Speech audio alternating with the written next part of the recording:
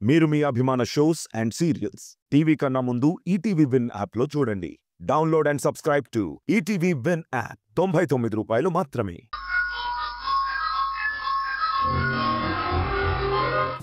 అవును, అప్పుడు శశి అమ్మ దగ్గరికి వచ్చింది. శశి అమ్మ దగ్గరికి రావడం ఏంటి? మీరుండేది మీ అమ్మ దగ్గరే కదా. అమ్మో, ప్రమాదం ముంచుకొచ్చేస్తుంది. ఏం దమయంతి, పిల్లలు ఏం మాట్లాడుతున్నారే? నాకేం అర్థం కావడం లేదు. సింధు యశుల మధ్య గొడవేంటి? శశి వాళ్ళ అమ్మ దగ్గరికి వెళ్ళడం ఏంటి? ఏం జరిగిందే? అది అయ్యో ఏం లేదత్తయ్య. శశి సరిగ్గా చదవక చదువులో వెనకపడటం వల్ల దానికి సరిగ్గా మార్కులు రాలేదు. దాంతో యష్ సింధుతో గొడవ పడి పిల్లల చదువు విషయంలో ఎందుకు ఇంత అశ్రద్ధగా ఉన్నావు అన్నాడు. అప్పుడు వాళ్ళమ్మ శశిని తన దగ్గర పెట్టుకొని పట్టుపట్టి మరీ చదివించి శశికి మంచి మార్కులు వచ్చేలా చేసింది. అంతే అత్తయ్య. అంతేనా? నేనింకా ఏదో అనుకున్నాను. ఏరా యష్, అంతే కదా? అంతేనమ్మా, అంతే. అమ్మ చెప్పింది కదా భాగ్యం, అదే కరెక్టే. ఓహో, పిల్లల చదువు విషయంలో గొడవ పడ్డారా? నేనింకా ఏమో అనుకున్నాను. ఇలాంటి గొడవ అయితే మంచిదేలే. రిషి, శశి, మీరిలా రండి, ఒకసారి రండి.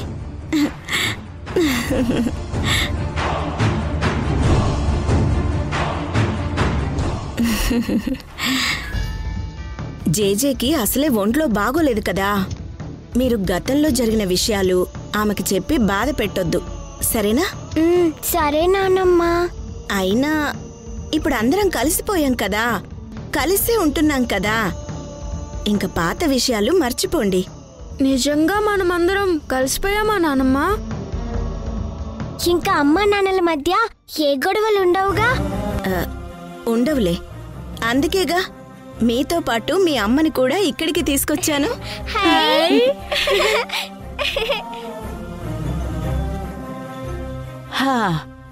అమ్మయ్యా. అమ్మా, చిన్నపిల్లలాగా నువ్వలా ఆడితే నీ ఆరోగ్యం ఏమైపోతుంది?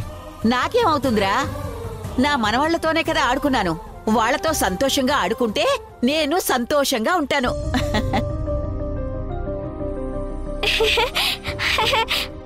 అమ్మా, నాన్న, మీకు విషయం చెప్పాలి. ఏంటది? ఇక నుంచి మనం అందరం కలిసే ఉంటామంట. నానమ్మ చెప్పింది.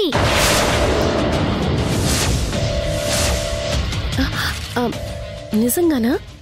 అవునమ్మా, నానమ్మ మాతో ఇప్పుడే చెప్పింది.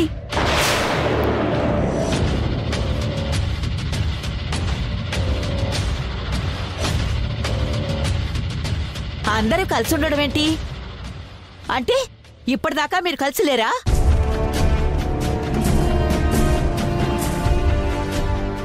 దమయంతి, ఏంటే అసలు ఇంట్లో ఏం జరుగుతుంది? అంటే అత్తయ్య, అది ఇప్పుడు కొత్తగా మీరు వచ్చారు కదా, అందుకే పిల్లలతో మనందరం కలిసే ఉంటాం అన్నాను, అంతే. ఓ, నా గురించి చెప్పారా? ఏంట్రా ఇదంతా? ఏం పిల్లలో ఏంటో, మీరు మాట్లాడే మాటలు నాకు కంగారు పుట్టిస్తున్నాయిరా. అయినా సరే నాకు చాలా చాలా సంతోషంగా ఉంది. రండి, కూర్చొని కబుర్లు చెప్పుకుందా. ఇప్పుడు చెప్పండి.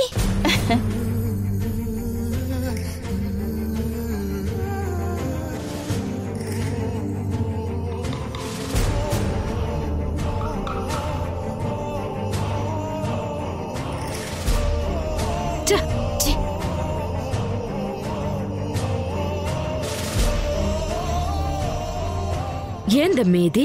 వాళ్ళాటలు చూసినావా? నాకేం నచ్చట్లా. ఆ సింధు పనులు మనం చేయడమేంది? ఎట్టాగు ఇంటి పనులన్నీ నువ్వే చేస్తా ఉండవు కదమ్మే. సింధు పనులు కూడా అందులో ఒక భాగం అనుకో. ఏందనుకునేది? నేనేమనుకోనట్ట.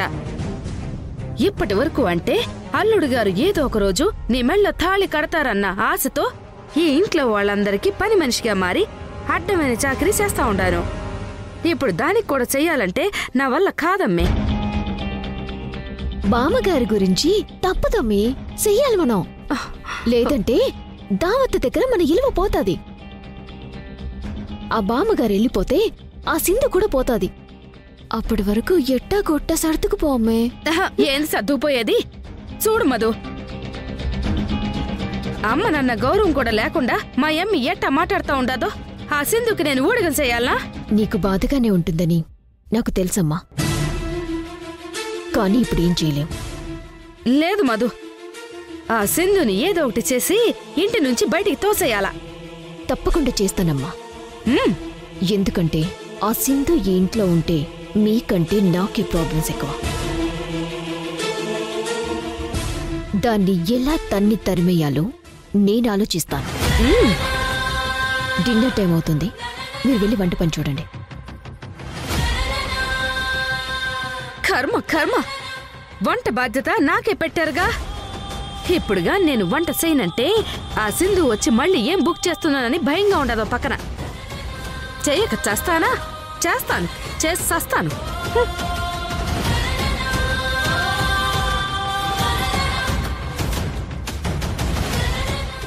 కర్మరా బాబు, కర్మ.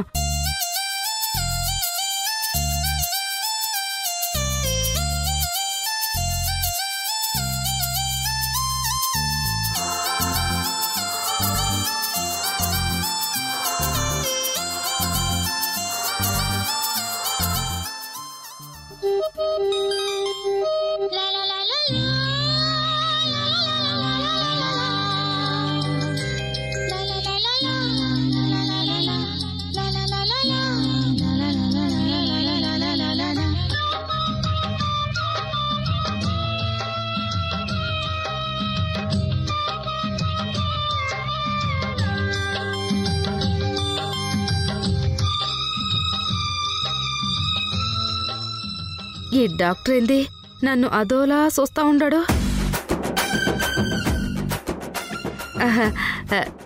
ఏం కావాలి డాక్టర్? దాహం. మంచినీళ్ళు కావాలా? ఇస్తానుండండి.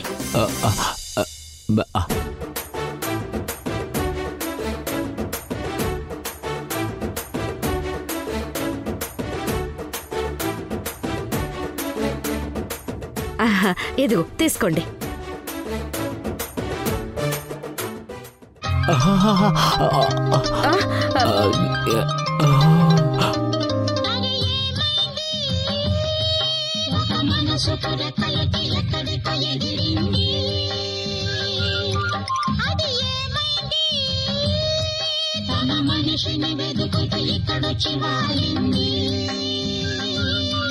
కలగాలి కలయేదో కళ్ళెదుటే నిలిచింది, అది నీలో మమతను నిద్దులేపింది. ఈ డాక్టర్ గాడేంది ఇట్ట వంకర్లు తిరిగిపోతా ఉండాడు? ముందు నీళ్లు తాగండి. అది ఏమైంది?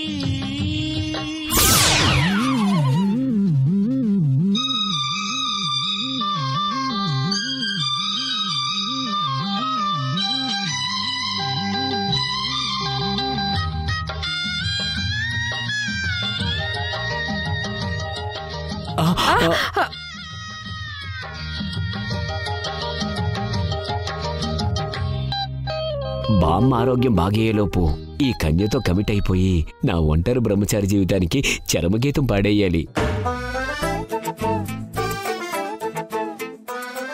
వస్తాను కన్యా. నా పేరు కన్యాకుమారి. కన్యా అనే పేరు నీకు చాలా బాగుంది. కుమారి తీసే. బాయ్. కోర్నాయను, ఈ డాక్టర్ గారికి ఏదో జబ్బున్నట్టుంది. నన్ను ఇట్ట తగులుకున్నాడేంది? అమ్మో,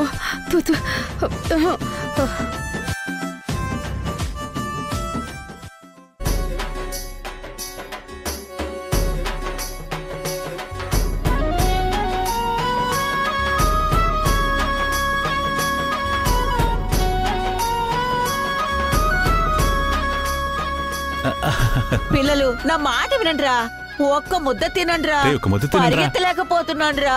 రండిరా. పిలుస్తాను, రండి, వెళ్ళండి. రండి. సరే. రండి, రండి. ఇలా కూర్చోండి. అది కూర్చోండి. Very good. అబ్బా హా. అబ్బా ఇలా పరిగెడుతున్నారేమిట్రా? మీకు అన్నం పెట్టాలంటే నా తల ప్రాణం తోక్కొచ్చేలా ఉంది. అమ్మా పట్టండి పట్టండి.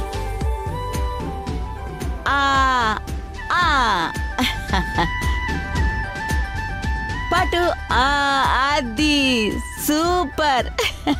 భాగ్యం, నీకెందుకే అంత శ్రమ? పిల్లలకి నేను తినిపిస్తాను కదా. అవునమ్మా, అసలే నీ ఆరోగ్యం బాలేదు. నువ్వు ఇంతగా పరిగెడితే ఎలా చెప్పు? ఏదైనా ప్రాబ్లం అవుతుంది. నా మాట వినమ్మా. నువ్వు ఎక్కువగా స్ట్రెస్ తీసుకోకు. సింధు అన్నం పెడుతుందిలే వాళ్ళకి. ఒరే చంద్ర, నాకు స్ట్రెస్ ఎక్కడిదిరా? సింధుని పిల్లల్ని చూశాక నా అనారోగ్యం కాస్త ఆరోగ్యంగా మారిపోయింది. ఏమే సింధు, నువ్వు నా గురించి కాదు, నీ పక్కనే ఉన్నాడు కదా నీ మొగుడు, వాడి సంగతి చూసుకో.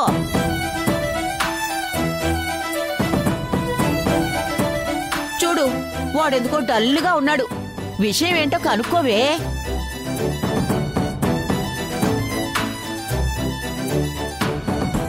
ఏమైంది యష్? ఎందుకు డల్గా ఉన్నావు?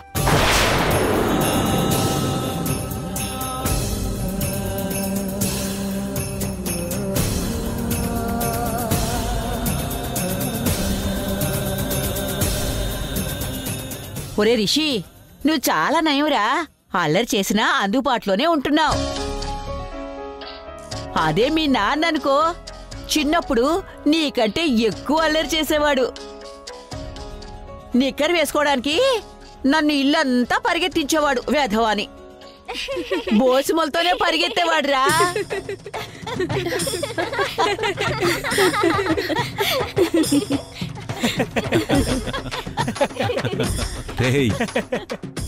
ఇదిగో ఇంకో విషయం తెలుసా? శివుడు ముక్కు ఒకటి వేసుకుని మొహమేమో ఎప్పుడు చిరాగ్గా అని పెట్టుకునేవాడు.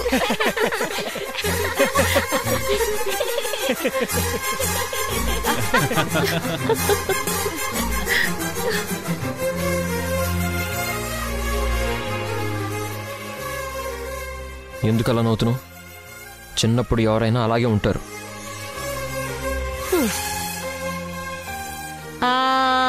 ఇదిగో ఇది మీ తాతయ్య ముద్ద, నీకు నానమ్మ ముద్ద.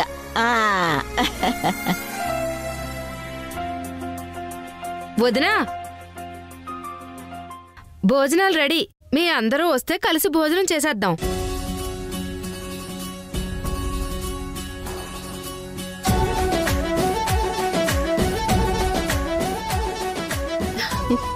కూర్చో భాగ్యం. ఏయ్, ఏంటే నువ్వు యశ్ పక్కన కూర్చున్నావేంటి? లేచెక్కడైనా కూర్చో.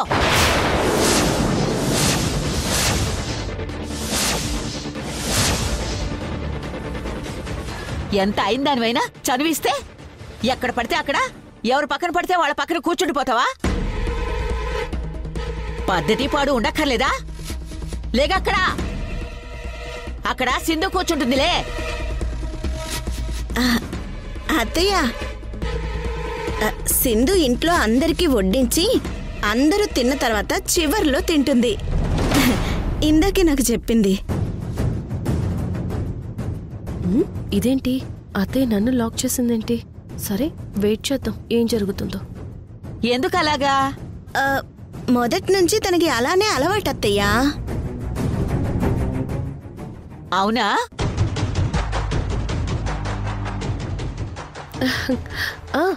అవును భాగ్యం. ముందు మీరు తినండి, నేను తర్వాత తింటాను, సరేనా?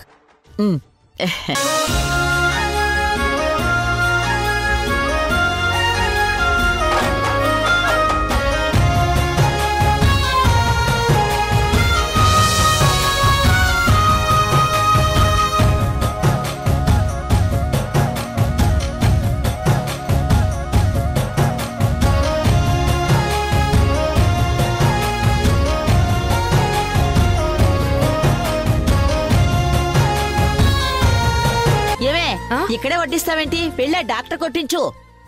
అట్నే.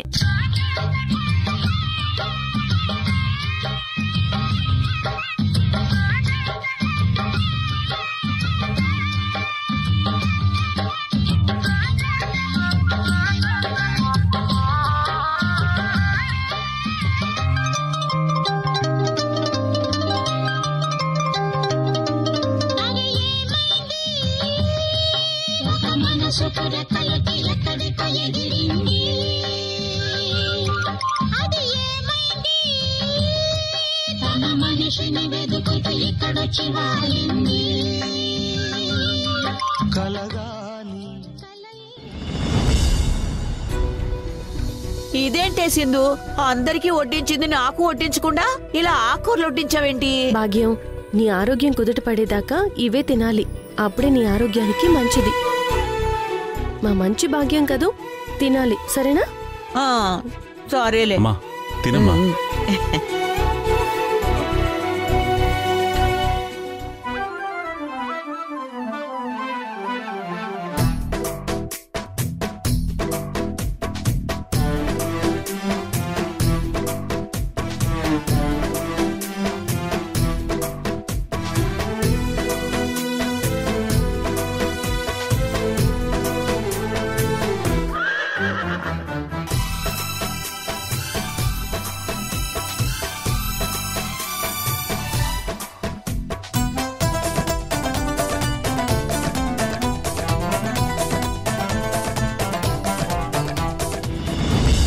ఉరేష్, ఏంటి భాగ్యం? ఇద్దరు పిల్లలతోనే ఆపేస్తారా లేక ఇంకొకళ్ళు ఎవరినైనా ప్లాన్ చేసుకున్నారా?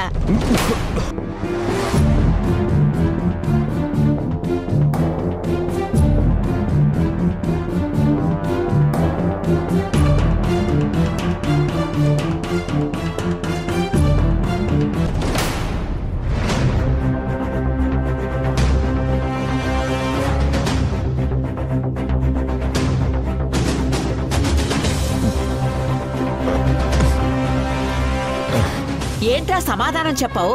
చెప్పు. ప్రస్తుతానికి ఏం లేదు భాగ్యం. ఏమన్నా ఉంటే ముందు నీతోనే చెప్తానులే. ఎంత అమాయకుడివిరా. వయసున్నప్పుడే పిల్లల్ని కనాలిరా. మినిమం ఇంకో 10 మంది అయినా ఇంట్లో ఉండాలి. అప్పుడే ఇళ్ళంతా కళకళలాడుతూ ఉంటుంది. అది వదిలేసి ఇద్దరు చాలంటావు? భాగ్యం, ఇప్పుడు అలాంటిదేం లేదు లేవే. ఉంటే ముందు నీకే చెప్తాను. ముందు నువ్వు తిన. సర్లే.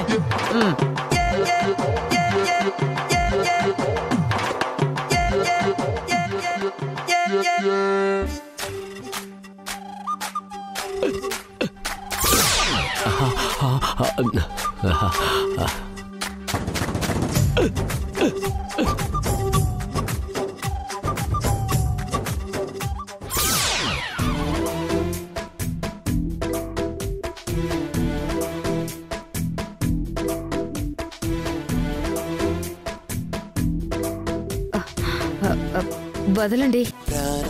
छोड़ दिया मैं, ओ जानू मेरे प्राण में छोड़ दिया मैं.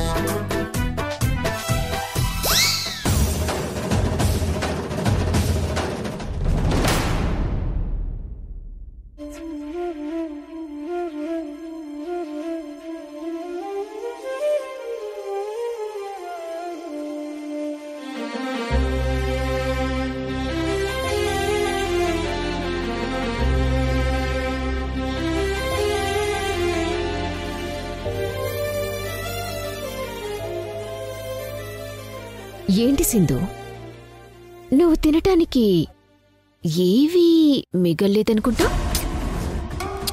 అయ్యో పాపం, తినటానికి ఇంకొక మనిషి ఉంది అని ఇంట్లో ఎవ్వరూ నీ గురించి పట్టించుకోకుండా చూసావా ఎలా మొత్తం తినేశారు?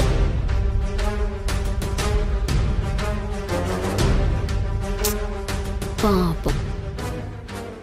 దీన్ని బట్టి నీకేమర్థమైంది? ఈ ఇంట్లో నిన్నెవ్వరూ ఒక మనిషిగా లెక్క చేయటం లేదు అని. అదేగా దీని అర్థం. నువ్వు ఈ ఇంట్లోకైతే వచ్చావు కానీ ఈ ఇంటి మనుషుల మధ్యకు రాలేకపోతున్నావు సింధు. మీ అత్తయ్య, నీ మొగుడు ఎవ్వరు నువ్వు తిన్నావో లేదో అని కూడా చూడలేదు. ఇది ఈ ఇంట్లో నీ స్థానం. చూడు మధు, నేను ఇంటికొచ్చింది ఆకలితోనో అన్నం కోసమో కాదు, నా అన్నవాళ్ల కోసం, నా భర్త కోసం. అయినా ఇంటిల్లిపాదికి తృప్తిగా భోజనం పెట్టిన తర్వాత ఏ ఇంటి కోడలైనా తనకి తినడానికి లేదు అని అస్సలు బాధపడదు. తన వాళ్ళ కడుపు నిండితేనే తన కడుపు నిండినంత సంతోషపడుతుంది. నేను అంతే. అయినా ఇవన్నీ నీకెలా తెలుస్తాయి? ఏనాడైనా నువ్వు ఈ ఇంటి కోడలుగా ఫీల్ అయితే కదా.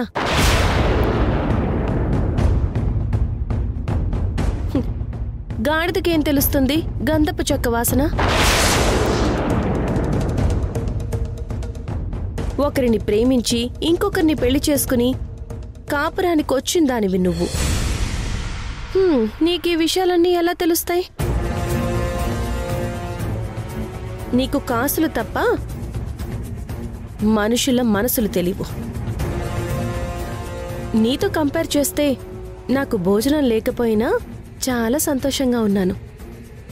ఎందుకో తెలుసా? నేను ఈ ఇంటి అమ్మ స్థానంలో ఉండి ఆలోచిస్తున్నాను. కాని నీకు తిని తొంగోడం తప్ప ఏమీ తెలీదు.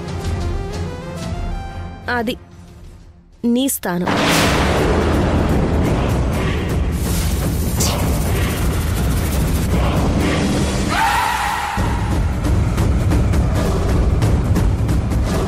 నీ మనసులో ఏమనిపిస్తుందో చేతల్లో నేను చెప్పనా? చెప్పు. ఒక్కసారి కళ్ళు మూసుకో. ఎందుకు? చెప్తాను కదా, కళ్ళు మూసుకో.